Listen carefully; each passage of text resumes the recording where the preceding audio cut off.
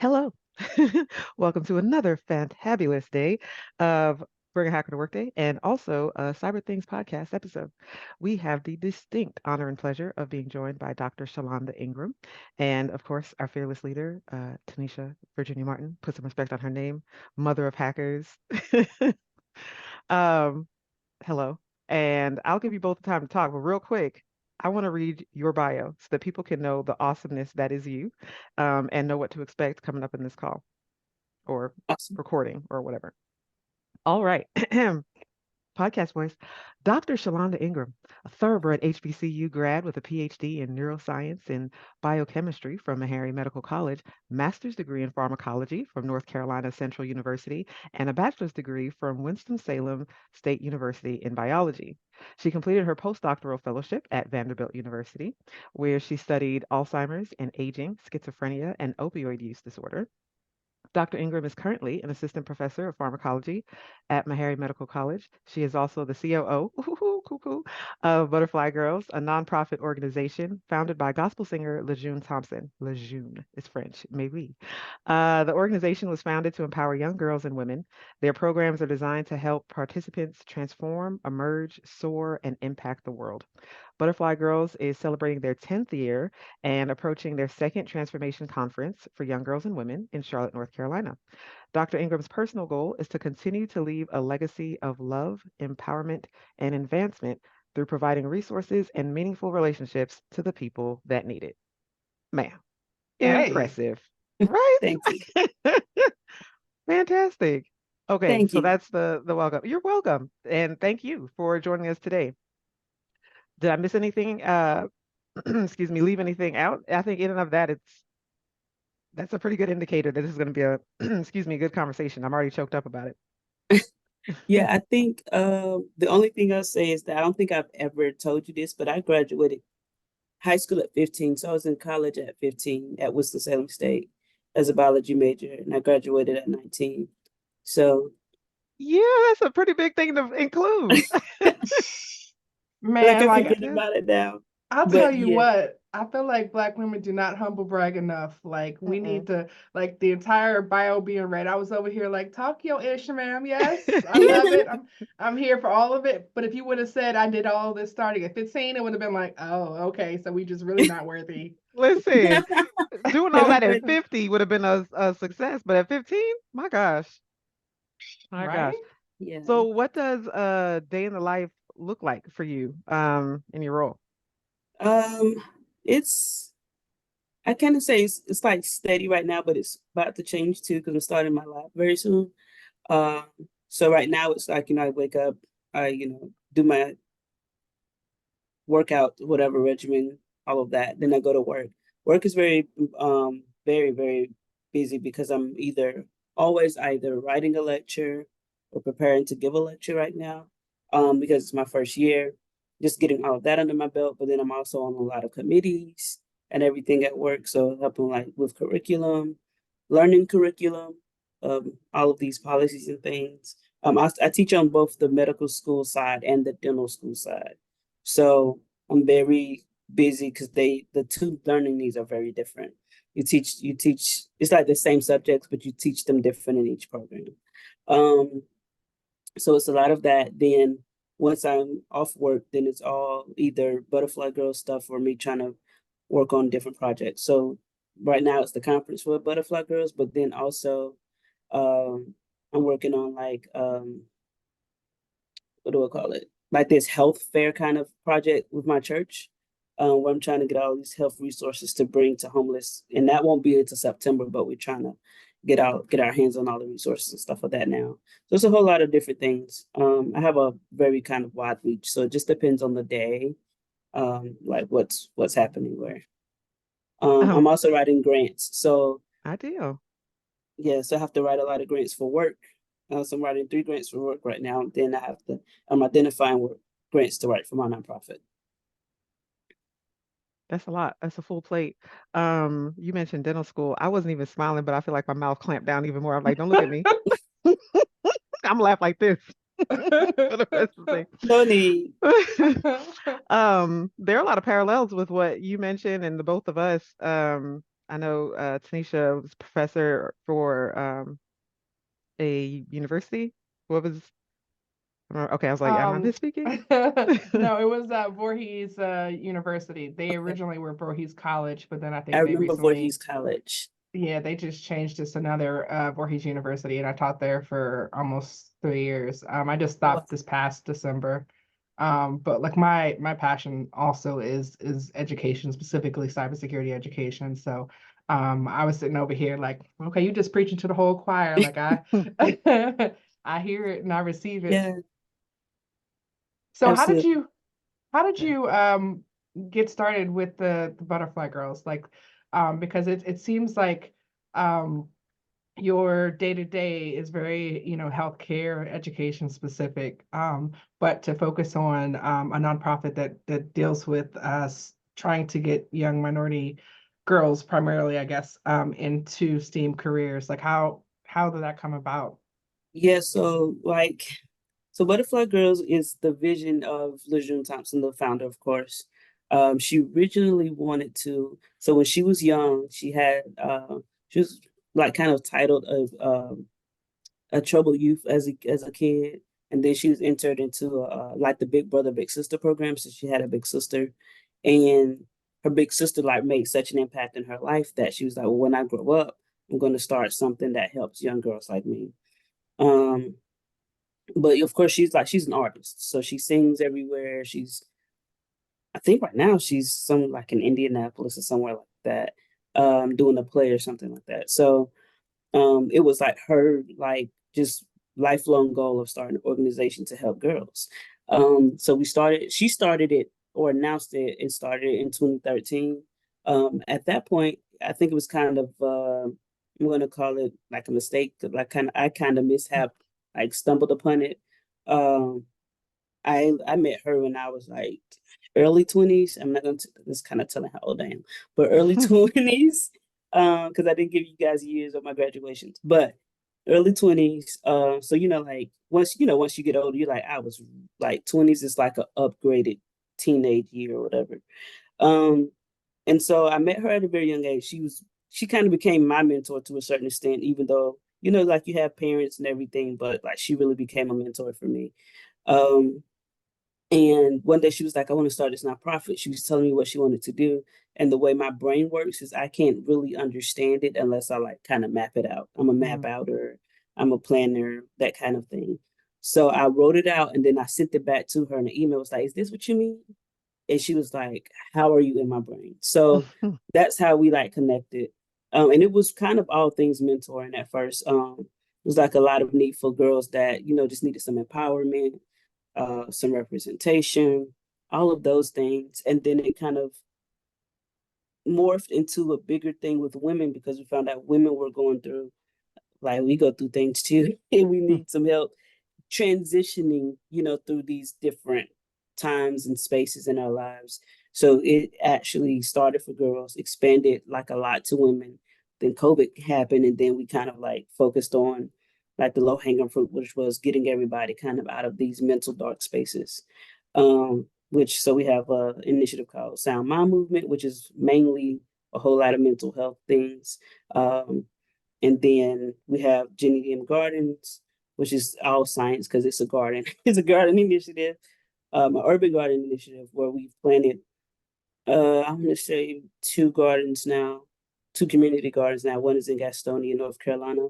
Um, yeah, she also through this initiative, she goes and teaches single mothers and at risk mothers with at risk kids how to garden and produce their own food, so they're not putting all of their resources into buying groceries and things. Like some of the stuff you can buy or you can just grow at your house if you keep up with it.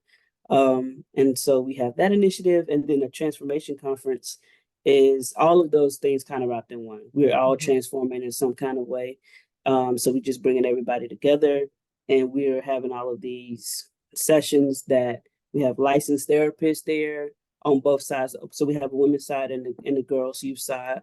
We have licensed therapists on both sides and to address those things. We have licensed counselors to help with like empowerment and things like that. And for the girls, half of their day is actually just all STEAM. So we kind of wanted it to be an immersion, but we also wanted it to be like a complete fun day. Hmm. So it has like um it has integrated scavenger hunts and all of that kind of stuff to get them moving, but to also just like give them a different version of life, and also like exposing them to some of the women that have done the same thing. So like last year I had I created like this EEG module where I put electrodes on and allowed them to like control each other's arms and that Mm. kind of thing. It was really cool. They liked it, they loved it actually. So this year we were just trying to level it up. And that's where I met you guys and was like the lights started like going off. So Right. it's a lot of different uh, um it's a lot of different things, but like Buttrfly Girls, for the girls, we want it's a lot of representation, it's a lot of mentoring and those kinds of things, which is how we fell into that STEAM. But which is my goal is to have an actual STEAM like camp at some point, Hmm. get them for like, at a minimum a week. But if I could get the funding to do like a whole summer for girls at all these different ages, then I would definitely do it. I don't know if you realize, get it, the steamboat. Steamboat? Like, come on now, Yeah, we need t-shirts made. That needs to be a conference in of itself the steamboat. Yeah, with the steam focused things. Um, yeah. One of the things I noticed when I was reading the event proposal that you had for the conference, the first line for the background was "Untold stories have no impact." Mhm. Um, so definitely want to make sure we tell your story. What was the journey like for you to get to where you are? You mentioned for Butterfly Girls and kind of like the progression there, but for you, um, the awesome person that you are, what inspired you to, you know, get all those degrees and stay committed and teach now? It's a long story. So I was born with a condition called osteogenesis imperfecta. And if you ever heard of like glass children Mm, or kids with like glass syndrome, hmm. these are kids that are born with brittle bones. Most of them don't make it. And for those of us that do, most of us are like wheelchair ridden, those kinds of things. I was just kind of blessed to have a mom and a doctor that knew how to handle the situation. Also, my dad had it, so my dad has a genetic mutation, but he Hmm. passed it down to me.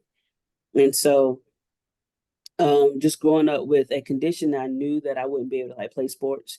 Hmm. Like even though I love sports, like I love basketball and I love gymnastics, so I feel like I probably would have landed on the gymnastics side because like Dominique Dawes was Landed, pun intended. I life. love Dominique Dawes. Dominique Dawes was like life to me at 7. You know what I mean? Like that Hmm. '96 Atlanta Yep. Olympics. I was supposed to go, but then I like fractured a hip or something, and Mm, like was in a like cast from like my hips down to my ankles, so that they could like keep it immobile enough for me not to move. But I actually like went to one of the you know how they do like the tour just before the Olympics, hmm. and she walked through. I was in a wheelchair too, but my parents like helped me over the rail so I could like shake her hand, and I was like freaking out as a kid. Um, but that was like the start. I wasn't able to do sports and stuff like that. So the other outlet for me was music. Hmm. So like learn how to play keyboards. By the time I was like 9 or 10, my brother was playing. I was dancing at one point too, but then um, I had an injury at like my knee. I dislocated my knee in the middle of dance practice when I don't even remember what I was like 9 or 10. Hmm. So like my dance career literally ended at like 10 years old. Hmm. Uh, and I was actually really good at it, so I was devastated. But my brother was playing on the drum line, and so like while I was like recovering, he would come in there with his drumsticks, beating on everything. And so one day I was like, just teach me. Like I can't do nothing else. I'm sitting here Hmm. like in this long recovery period. So he taught me how to play the drums. And so once I got back to where I could like walk and everything, like the doctor was telling my mom like we got to keep her moving, we got to keep her active. Hmm. So my mom did not want to because she saw like me developing into like a real hard tomboy, but it was the thing that was keeping me moving. So I joined this drum line called Boss Drummers in North Carolina. Hmm. But while I was doing that, I was also like always in and out of wheelchairs and stuff. And so I've always been a nerd, Hmm. um, Nerds like unite. nerd. I Same. mean, like super nerd. I would take my dad's dress shirts, Mhm. his old dress shirts, like before he would like, I'm gonna give these to Goodwill, and I'd be like, let me get the white one, and that I would play like that was my white coat as a kid. So my Oh. dad's dress shirts, and I would be in my room. Mhm. Like I would never get in trouble because I would always clean it up real well. But my vanity nightstand was my lap bench in my head, and I would just like mix stuff and act like I was making things. Like I had this vivid imagination too. So like Mhm. all of my bears were like my lab mates, that kind of thing. Or if I were playing like Office that day, then all my bears and my Barbies became like my board members. And I would like my grandmom, my grandmother taught me how to take minutes. Like I was like I had everything, like every type of business I had in my head as like a kid. Mhm. Um, but that's because my family also like fed the weird creativeness at the time as well. Mhm. And so like but all of these things stuck with me all of these years. So like no like I never had the parents that were like, shut up, we don't want to like they fed into everything for me and my brother, Mhm. just the creativity. If he would start singing, the whole family would finish the song. Like it's still like that today too. Mhm. And so at once I got to like middle school, like I became like very intuitive. I would read anything, right? Mhm. So like I can't even say like I really took school seriously. I was just like the kid that was curious. Mhm. So if math was a challenge, I wanted to know like why don't I know this or why is this hard? So that's where like if math was hard, then I would like I'm the person that's going to like figure out why it's hard. Mhm. Or like I'm going to get it. I'm going to sit with it until I get it and I master it. So that Mhm. was really like how I moved in school.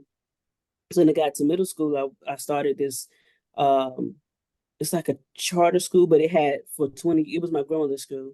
So for like 22 years she ran it privately. But Mhm. then she like got state funded to run it as a charter school because it's the only like alternative school in the state. Well, in the area, which was like a few cities. Mhm. In Winston-Salem, North Carolina, it was called Lift Academy. But they in order to like gauge where the students were, they would give a state test at the beginning of the year to gauge where we were, and then again at the end of the year to gauge progress. But at Mhm. the beginning of the year, my sixth grade year, like I passed the exam, so it's like we can't put her back in sixth grade, Mhm. put her in the seventh. And so that year I was in the seventh grade. The next year, the same thing happens. Time to go to eighth grade. I passed the eighth grade test, so they had to like skip me to the ninth grade. And then my mom at that point was like, okay, we can't skip, we're not skipping her anymore. Like, because I had already kind of gone, my birthday's in September. So Mhm. like I was already a little early, just enough. Awesome people Uh were born in September, by the way, but carry on. so um it shifted me. So I went from like being, you know, 12, 13, like your typical 12, 13-year-old in middle school to Mhm. being in high school. Mhm. And just kept on like making advancements until I like didn't have nothing, no other like classes to take at 15. So I was like, you gotta graduate. Um, but all it's like this whole time I'm also still like playing drums. I'm still like into science and things like that.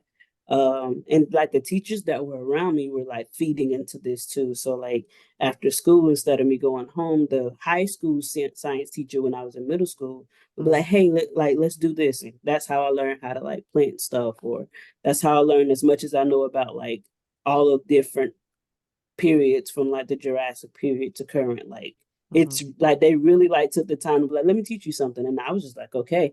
And like went along with it. And so got to Winston-Salem State and I was 15 Mhm. as a biology major. I actually went also there a little early. So I started there 2 weeks after we graduated high school. It was like a special minority science outreach program. We go there for the summer and Mhm. get like your first year or first semester's classes out of the way. So went to that, and if like basically if you actually did well in it, they gave you like all of the credit. So like I went into my typical freshman year in August as Mhm. a sophomore because I also had AP classes from high school. A sophomore at 15. Yep. Okay. Cool. Cool. Um, so it was all fun. And I can't say that like I knew exactly what I wanted to do. Like I don't know. I always knew I wanted to be Dr. Ingram. At one point, I wanted to be an orthopedic specialist to treat other kids like me. But the Mm, older I got, it became a little triggering too. mm-hmm, It still kind of is. Like some days I feel like I could have did it, but some days, you know what I mean. Like mm-hmm, it was a bit more emotional than like growing up and seeing other kids with it, with these, or not even just that, with these different like orthopedic conditions. They're in wheelchairs. Like I literally see myself in every kid that's like, like in these wheelchairs and in the cast, and like it's like a crazy empathy for those kids. mm-hmm. So, but I always wanted to be Dr. Ingram. So I got to figure out what fits me, that kind of thing. So I went to Winston-Salem State, played in a band there, all of the stuff, pledged Delta Sigma Theta, pledged Tau Beta Sigma, National Honorary Band Sorority. Did pretty well in school. Probably could have did better, honestly. But I Look, you literally still. spent I'm sorry. I Keep going. spent my high school years in college. Like I was literally Mm-hmm. like, you know what I mean? So like hindsight, how serious did y'all want me to take this? Like how serious it was as serious as it was going to get. You take a high school kid and give them a college ID. I Mm-hmm. wasn't wild because I still stayed home for a good amount of my like college experience, but my parents also still let me do a lot of the college things. So yeah, I actually came out probably pretty good, but I could have done better. Yeah. But then I still didn't know what I wanted to do. And so this is where like all of the crazy experiences come in because I graduate and then I worked for a lawyer for like 3 years. Mm-hmm. Um, and it was supposed to be like just for me to like make the money to like go to like take the grad school to the GRE, MCAT, all of those things, and then go to school. And then it became like I just kept working because it was like the recession years. I Mm-hmm. graduated college in '07, so these are like the crazy recession years. Nobody's getting ahead. Everybody's kind of getting knocked back. Inflation is happening again.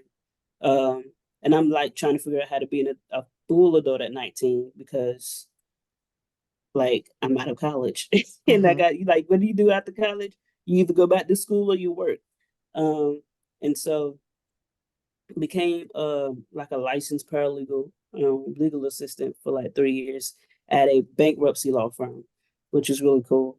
But I learned a lot of stuff there. So Mm-hmm. like people are always like, why do you know so much about law and contracts? Because I worked in the contracts and law firm for 3 years. And then while I was there, trying to figure out how to merge, because I actually did like the law side, Mm-hmm. or the policy part of it. Um, so at first I was going to go to like this policy and pharmaceutical industry program, but then found out there was this straight up like pharmaceutical sciences program that I could go to at North Carolina Central from my friend that worked there. So he was like, why don't you just apply to this program? So I applied to the program and I never heard anything about it. Found out the first day of classes that I had gotten in. So he called me, was like, hey, are you here? And I was like, where? He was like, in Durham. And I was like, no, why would I be in Durham? He was like, you got into the program. I was like, really? I was like at work when he called Mm-hmm. me. Like, it wasn't even lunch break. I was sitting at my desk on my flip phone. Like, what?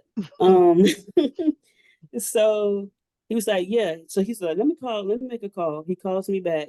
And he was like, yeah, you got into the program. You need to get here if you want, like, you need to get here. And so um I told my mom, I hadn't even told my parents that I applied to these programs. Like, hey, um, my parents were separated at this point, so it was two phone calls. It wasn't like I could sit them down Mm-hmm. at the living room, in the living room or at the kitchen table. So I called my mom, was like, hey, I got into this program. It started today, but they said if I can get there by, Wednesday, it was like a Monday. If I can get there by Wednesday, then they'll hold my spot and I can fill out all the paperwork or whatever I need to do when I get there. Mm-hmm. And so then I called my dad, said the same thing, and he was like, all right, well, like we'll go tomorrow. And I told my boss wasn't tripping because he went to North Carolina Central for his law degree.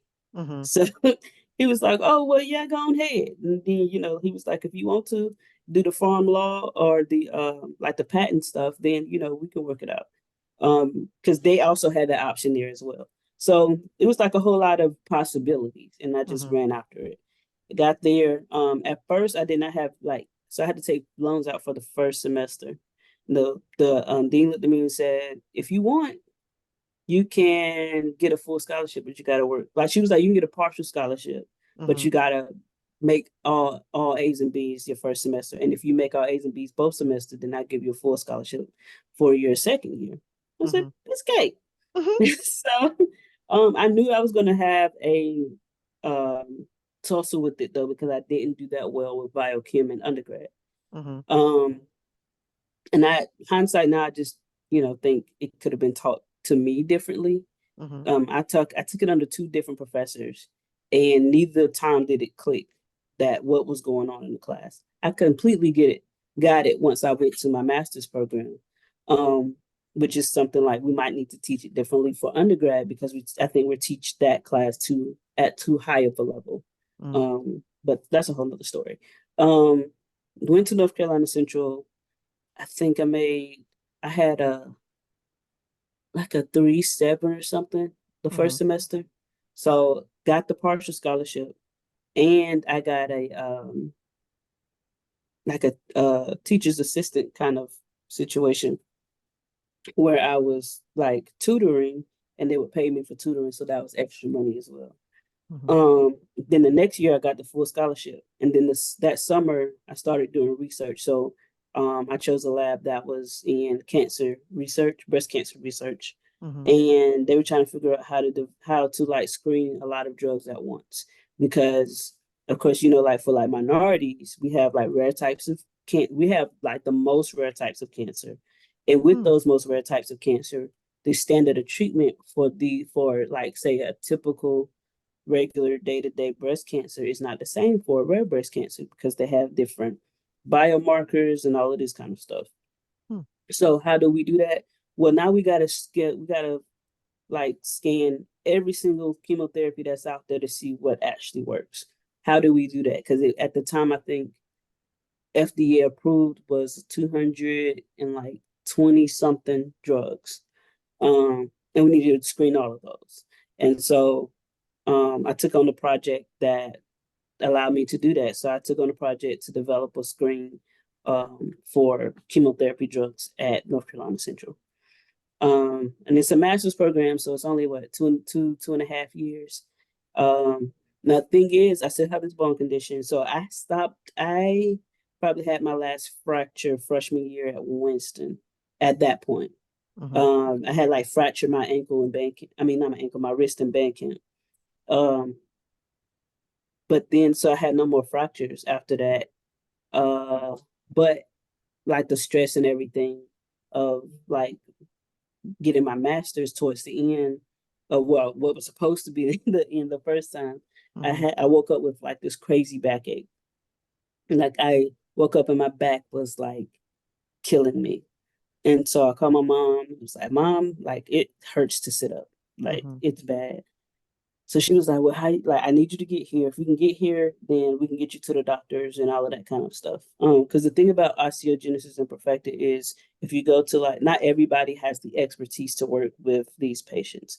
It's Mm-hmm. like it's super rare. Like one in like 10,000 people, or probably more than that, Mm-hmm. have the condition. So unless you have a doctor that has actual experience, you don't want to like go into emergency room. It's not typically a thing, right? Yeah. Like you can't even, like, because they will look at you and either send you home with nothing, or they'll tell you that you're like faking the pain or Mm-hmm. whatever. A whole lot of things, and all of those things have happened to me, by the way. Mm-hmm. Um, um, but and this was my second time. Like I probably skipped over all of the fractures, but this is the second time that I fractured my back. The first time was when I was 7. And that was a situation where they was like, you never sit up or you never walk again. So this time I'm like, this hurts really bad, and it hurts Mm-hmm. in the same area. So I was kind of scared as well. It's just like, if you can do whatever you got to do to get here. So I go through my stuff. I wasn't looking for pain medicine, but I like found like a high what is it, a Tylenol 3 codeine. There's like one pill in one bottle in like my junk drawer or something.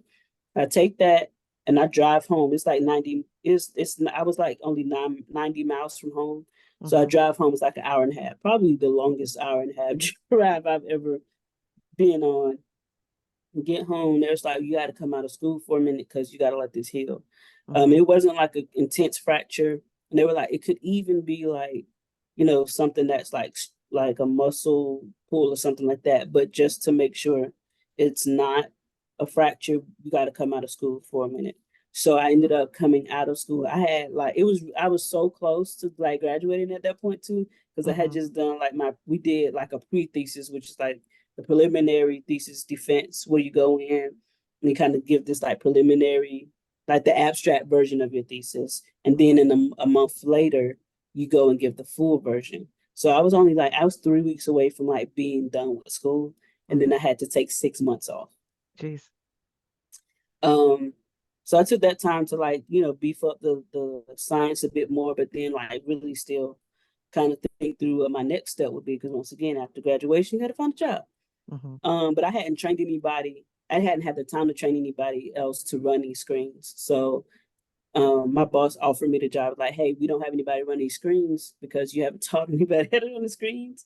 So Mm-hmm. can you stay to finish the project, or this part of the project at least, and to train somebody else so that once you're ready to go to your next step, then like we'll have somebody to continue the project. So I stayed on for another like year and a half, and during that time is when I like got my game plan together for whether I was going to get. The question was, do you go into industry or do you go into get the PhD?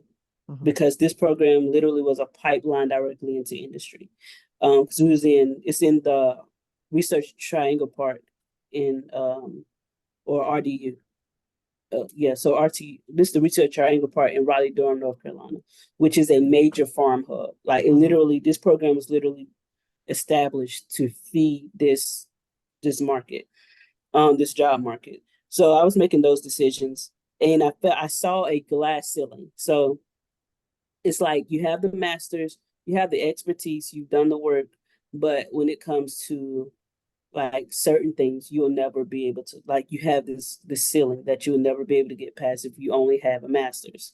And so I don't like being limited. So it's like, even if I don't want to do that, you know, Mm-hmm. even if like I don't want to run the lab, if I want to at some point, I don't want to be limited 10 years down the line because I don't have a PhD. Mm-hmm. So then I decided to get the PhD. And I was applying to all of these programs. And my best friend from undergrad, who was also in the summer program with me, she was the first person I met when I went to Winston-Salem State. She was also my line sister for Delta. She called me and was like, "What are you doing?" And I was like, "I'm applying to PhD programs." And she was like, "Oh, why don't you come here?" And I was like, "Where's here?" Mm-hmm. It's like Hmm. Meharry. I had never heard of Meharry at that point. Um, but she was telling me about the program, and she was like, and it's like, she was like, you won't miss anything. Like, it's free to apply to this program. So I was like, okay, because every like you have $35 here, $50 here. These applications get a bit, Adds up. yeah, it get a bit expensive. And so Mm-hmm. I applied to the school, and I had gotten into Central's PhD program, and I had also gotten into, I think, either Duke or Chapel Hill programs. Um, But the crazy part about that also is that I was also already in those systems. So Mm-hmm. we had my lab had research collaborations with Duke, and research collaborations with with North Carolina Chapel Hill. And my boss was like, you need to get into a system where you learn how to think about science from a different set of people. He said, Mm-hmm. because the more people and the more ideas that you're exposed to, the better you can think about science all the way around. So he Mm-hmm. was like, you can stay here. He was like, but I won't let you stay in my lab. He said, and like, he was like, I just would love for you to go somewhere else to learn science from a different perspective. So my boss at that time and my PI was the reason why I ended up at Meharry, along with my line sister, because he was like, I think you should go. Mm-hmm. Um, and so that's how I ended up at Meharry. And like, I had a 4.0 here. So Meharry was a challenge though, because like the 4.0 did not by any means come easy, Mm-hmm. because not only did I have like a crazy workload, you have to do research after your first 6 months of the program. When I was in it, you had to, like, you started research right away. Mhm. But I also began to like lose like all of my closest family members during my Meharry PhD journey. So when I came here, I lost my granddad. The second year, I lost my dad. My second year fall semester, I lost my dad. Spring semester, it was my nephew, my youngest nephew, my grandmother on my mom's side, and Jeez. quite a few others. Yeah. Then the next year, it was my granddad on my dad's side. And then the next year, I think we were okay. But the next year, my mom started to get sick, and she had like it was kind of a slow decline from like 2019 until Mhm. 2021, but she passed 2 weeks after I defended my thesis at Oh, Meharry. God. So like all of these things were like I felt like I could never catch a break. You know what I mean? It was Mhm. like a lot of challenges, but I was still trying to do my thing in the middle. Um, but my project at Meharry, I was coming here to do like cancer research. Then Mhm. I was during one of my rotations, I started to do what is it?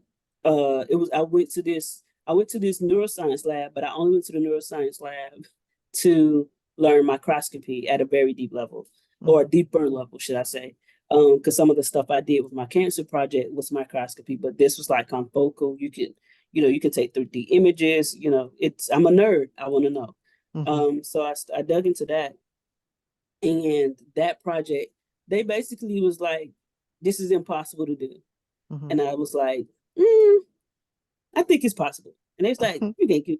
you can't do it. I was like, let me try it. You know what I Mhm. mean? And like it was an optogenetic project. So we are trying to fuse this seaweed protein that it forms multimers. So it forms clusters when blue light shines on it, right? Mhm. And so we fuse that to the dopamine transporter, which is the protein in your brain that pulls the dopamine from the synapse during neurotransmission. So it's basically the protein that terminates neurotransmission. If you have anything wrong with that particular protein, you're actually changing the duration or the quality of dopamine neurotransmission in the brain. And so this is also the protein that like cocaine binds to, methamphetamine and amphetamine binds to directly. And that's how you get the high effect for those two classes of drugs, psychostimulants in particular. Mhm. So I created the fusion protein. It took like 2 years. I created the clone of the protein. Not only did I create it, it was functional. So that was the real big thing. It's like you can't create this and it be functional. So I did all of the, observations, got the clone, and then Mhm. was able to. The other challenge was getting it into a cell in a functional way. I was Mhm. able to get it into a cell, of just a regular cell, but then I was able to get it expressed in a neuron, which was a whole nother level. So um, my project became like really, really highly acclaimed, not just like at Meharry, but outside when I would present it because everybody was trying to figure out how to understand the dynamics of this relationship of how dopamine transporter moves throughout the neuron, how it, does all of these things. And I was able to do it with this protein. And the Mhm. cool part about this is like it forms these multimers naturally, Mhm. but nobody knew like if you just form a multimer, what does that do? Or they were saying that if you had cocaine or methamphetamine present, the formation of these multimers inhibited the activity, and that's not what was happening. So I was able to like dispel like any myths. I was able to like do all of the nerdy sciencey things with this, and it was like everything. I had to do radioactive experiments. I had to do microscopy. I had to do the basic Western blots. Like probably had to do everything that you could possibly do in a science experiment outside of put it in animals. That's Mhm. probably next, but um, yeah, and that was a 7 year. That was a 7 year run. So that's the story. I ended up going to Vanderbilt for my postdoc, Mhm. where I actually did do some like animal optogenetic work and EEG work. I learned how to do surgeries. So like I got that thing out of my system. I don't want to do that anymore. Mhm. But it was a cool experience. Yeah. But that's my scientific journey. That it all really starts with like me trying to understand like I have this bone condition. What does that mean? oh, you Right. got it genetically. What's the gene? You know, like that was me at like 7. And my Hmm. mom like would just take me to the doctor. Was like, she got questions because my mom didn't. Actually, my mom was a computer scientist. She had a degree in computer science. Hmm. So she was like, I'm not that like I don't know that science. You're gonna have to tell her, right, if it ain't a computer, then I don't really Hmm. connect with it. So she would take me to the doctor, and then they would like enlighten me or teach me what I needed to know. That's the perfect segue. Talk about your mom being computer science because there have been so many parallels for the things that you said. So, like, I'll start with exposure. The fact that when you were young and you were having business meetings with your stuffed animals and things like that, and then the fact that your grandmother supported you of like, okay, and this is how you do meeting minutes, and this is the other, setting the right building blocks. And that parallel I see there is for your transformation conference and wanting to provide a holistic support and experience for those young girls and the young women who are Right. transitioning. Same thing with Black Girls Hack. Like one of our tenets is to, or all three of our tenets is to educate, empower, and prepare. And the clutch thing about preparation is letting people know what to expect so they can plan accordingly. So when you walk into those rooms and you're having to do something, oh, this isn't new to me. I've experienced Right. it another way. And while the experience might have been, on a vanity table with stuffed animals, it's still preparation, so it's Right. not completely foreign to you. I love the fact you mentioned the support of whenever you had questions, either you were given answers or you were taken someplace where you can find them. And Tanisha does a really good job with that too within our organization internally, like as leadership, there's support there of, hey, I have an idea. Okay, let's go.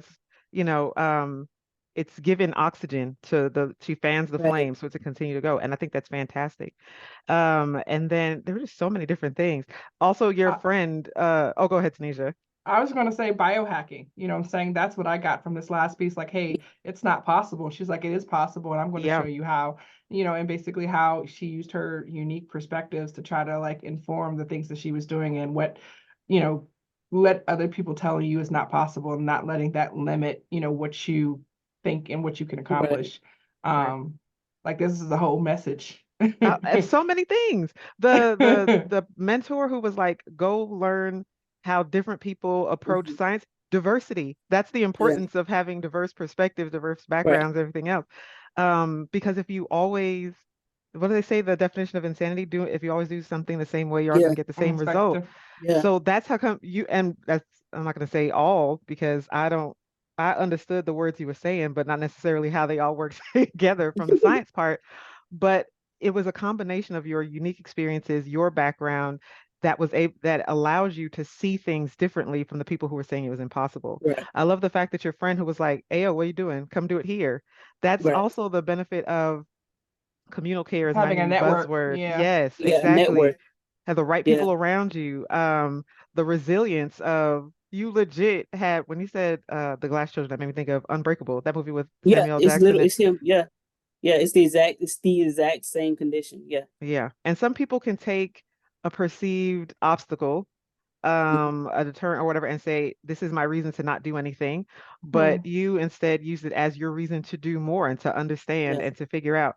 Curiosity. I think that's so important for anyone in any field. I think so many times people slide into our professional DMs and they're like, hey, I want to get into cybersecurity. What do I do? Keep asking questions, investigate, Mhm. research, Uh, and yeah. I thought that was interesting too, that so many of the different paths that you went down, the things that you explored were just because you were curious and you weren't afraid to ask questions and search for the answers. So, man, fantastic. There are so many and the also thing about adapting too. I feel like Yeah. there's so much that a whole little another dissertation could be written between the similarities between neuroscience in general and cybersecurity. Like Yeah. one thing I saw was um, understanding how human cognition, behavior, and decision making can enhance security awareness training and Absolutely. user behavior analytics. So I feel like that, Yeah. I don't know how many people have explored that connection, I actually but if have a not, I actually have a note, and mhm, it's in one of my smaller notebooks. And mhm, I was thinking about we was talking about like the aging brain when I was at Vandy. The aging brain and how like as you get older, you lose some of your like the way. So the reason why like your brain kind of slows down is because you begin to get this like aging dependent like decrease in a part like a certain type of neurons in your brain, Mm-hmm. right? The cholinergic neurons. These neurons are in your brain, but they also like half of the way they work is in the brain, the other half is like in your body, which Mm-hmm. it makes sense. If it's degenerating, then shoot, it's just degenerating. But if you're talking about like development, there's so many different ways. It's called like what we call synaptic plasticity, where it's like the health of the synapse determines how good the neurotransmitter works and all of that. But if your brain is the center of where all of this is happening, then that means your brain is consistently receiving information, and it has to process information, it has to figure out how to store the information.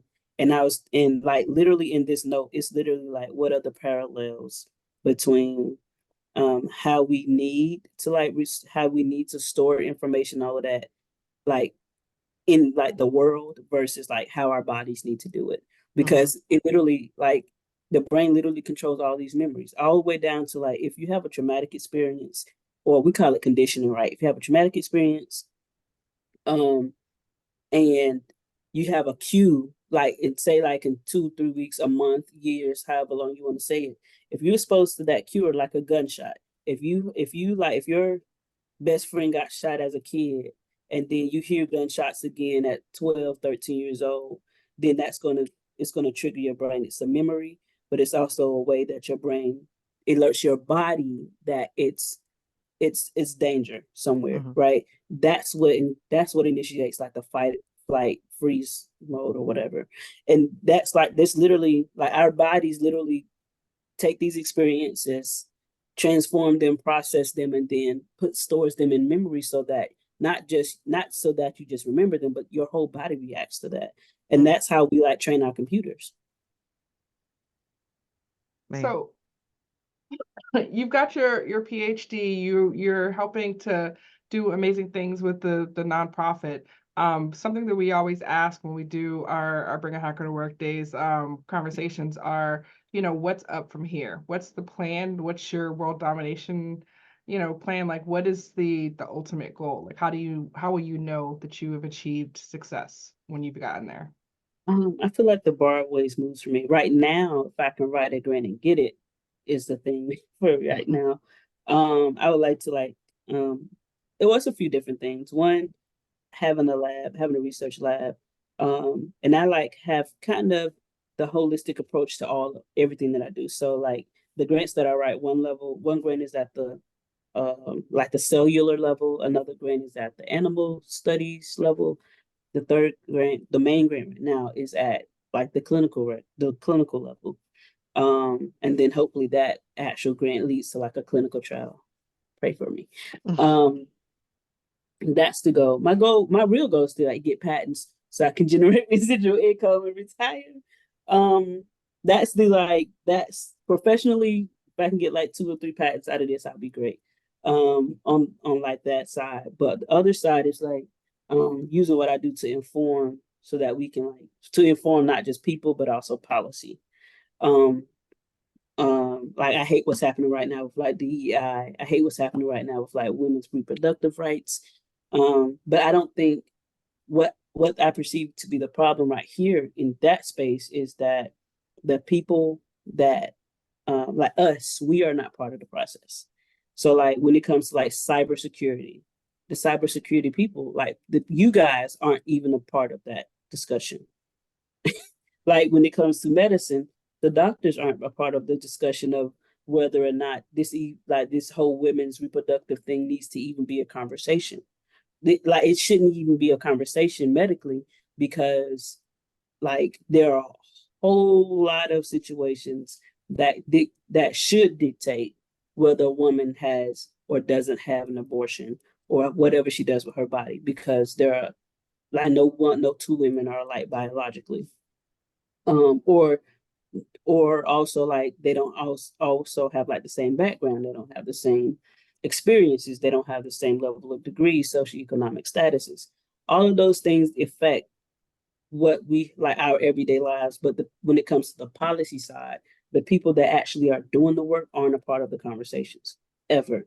So I don't know if I'll actually get into policy. Another reason why like I'm so alert about it or so passionate about it is because my same grandmother that had the school that taught me how to write the board minutes was a county commissioner for 20 something years. Then she became a North Carolina State House Representative. Then she became a North Carolina Senator.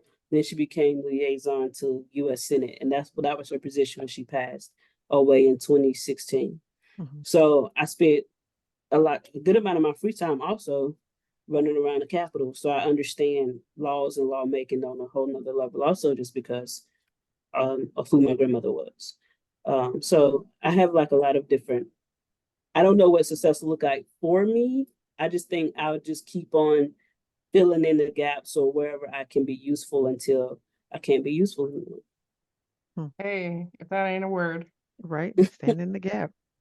Respect. Yeah, So thank you for your time today. Definitely insightful, and I feel like there's so many other ways this conversation could have fractioned off because there's so many things that you can speak to and on with authority.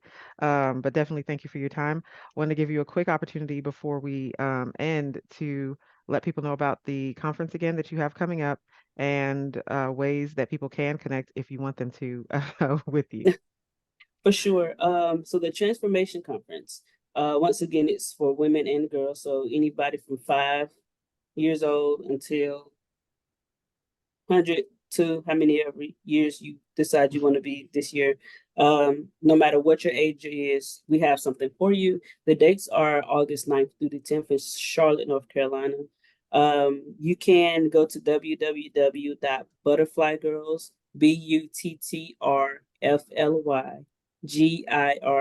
BUTTRFLYGIRLS.com. So it's butterfly without the E. That's the only thing. Butterflygirls.com for any of the information. Also, you can follow us on Instagram, Facebook, Butterfly Girls. You can look that up anywhere. Um, and if you need to find me in particular, is at Dr. Blondes, LONZ_Marie, MARIE, on anything, Facebook or Instagram. And we can connect there because that's where the merge of the science and all of the other stuff happens. So yeah, Fantastic. All right. Thank you again for your time. Definitely appreciate it. Tanisha, before I say goodbye, I don't know if you had final words that you wanted to add. I did not, but I'm grateful that you came and we got to hear your perspective. I think that there's so many takeaways that folks can take away from this, regardless of where they're at in their careers and their lives. So I absolutely love this for those folks when they get the chance to hear it. absolutely. And I Good hope deal. to shout out. I hope to get you guys at the conference this year. Hopefully, we Hmm. can make that happen. It would be really cool to have the technology part piece come into play with like the science and then the arts. We have Kyla Jade from The Voice. She's pretty much our curator for the art side. So we're building full vocal booths and everything for the kids for them to be able to like get like life of a producer, life of a singer. So then we also want to do like life of a hacker. If we can get a hackathon, life of a scientist. So all of these things are to like encourage them to want to do or be in these different spaces. So hopefully we can bring you guys story to what we do also. I do. You know, BGH, love the support. All right. Thank Absolutely. you. And have a good No, one. you too.